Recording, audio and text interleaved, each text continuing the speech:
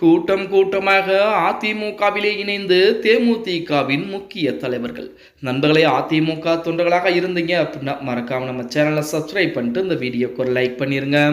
அனைத்திந்திய அண்ணா திராவிட முன்னேற்ற கழகத்திலே தேமுதிக இணைய போகிறது, கூட்டணியில் தேமுதிக வரப்போகிறது என்றெல்லாம் செய்திகள் என்பது வெளியாகிக் கொண்டுதான் இருந்தது. ஆனால் கடைசி நேரத்திலே பணத்திற்கு ஆசைப்பட்ட பிரேமலதா திமுகவுடன் கூட்டணி என்பது வச்சிருக்காங்க. அதாவது விஜயகாந்த் எதற்காக கட்சி ஆரம்பித்தார்? திமுகவை தோற்கடிக்க வேண்டும், திமுகவை தமிழகத்திலிருந்து வெளியேற்றிவிட வேண்டும் என்ற எண்ணத்தில் தான் கட்சியை ஆரம்பித்தார். அது மட்டுமல்லாமல் விஜயகாந்துடைய திருமண மண்டபத்தை அடித்து நொறுக்கியது முதற்கொண்டு கலைஞர் எவ்வளவோ விஷயங்களை செய்தார். அது மட்டுமல்லாமல் திமுகவை பொறுத்த வரைக்கும் விஜயகாந்தை ஒழித்தே தீர வேண்டும்.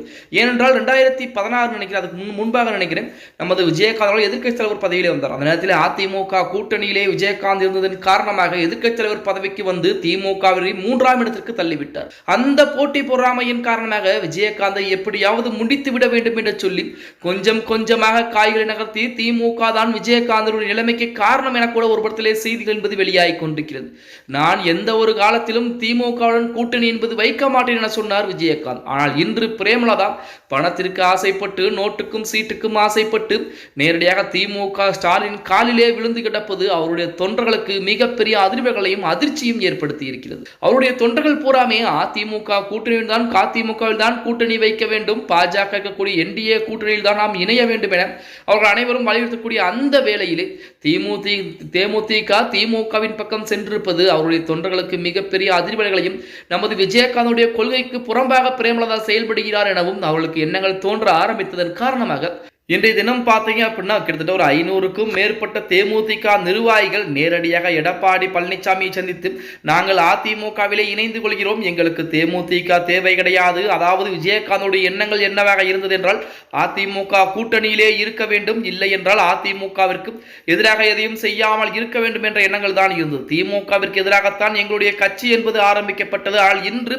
தேமுதிக திமுகவிலே ஐக்கியமாக இருக்கிறது. இன்னும் கொஞ்ச நாட்கள் போனால் கட்சியை கலைத்துவிட்டு திமுகவுடன் இணைவதற்கு கூட வாய்ப்புகள் என்பது அதிகமாக இருக்கிறது அப்படிங்கிற மாதிரிலாம் அவருடைய தொண்டர்கள் பார்த்தீங்க அப்படின்னா சொல்லிக்கொண்டு நேரடியாக அதிமுக பொதுச்செயலர் எடப்பாடி பழனிசாமியிலே தன்னை கழக அடிப்படையாக இணைத்திருக்கிறார்கள் அப்படிங்கிற செய்திகள் தற்சமயம் அதிமுகவின் சார்பாக அதிகாரப்பூர்வமாக வெளியிடப்பட்டிருக்கிறது அப்படின்னே கூட சொல்லலாம்.